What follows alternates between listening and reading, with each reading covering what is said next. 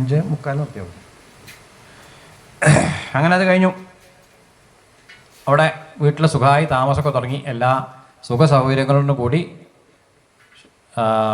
ദശരഥനും ഭാര്യമാരും സീതയും ശ്രീരാമനും ലക്ഷ്മണനും ഒക്കെ ആയിട്ട് അപ്പോഴേക്കും അമ്മാവനെ കാണാൻ ഭരതനും ശത്രുഘ്നും അങ്ങോട്ട് പോയി, യുധായുധൻ്റെ അടുത്തേക്ക് പോയി. കുറച്ച് ദിവസം കഴിയുമ്പോൾ നാരദൻ വന്നു. എന്താ ചോദിച്ചു. അല്ല, അങ്ങ് വന്ന ഉദ്ദേശം ഇങ്ങനെ വിട്ടടിച്ചിരിക്കാനല്ലല്ലോ, രാവണനെ കൊല്ലാനല്ലേ, അതുകൊണ്ടത് ഓർമ്മപ്പെടുത്താൻ വന്നതാണ്. മർത്യജന്മം കൊണ്ട് വിസ്മൃതമായി വരുന്നതാണ്. മനുഷ്യജന്മം എടുത്താൽ വന്ന കാര്യമൊക്കെ മറക്കും.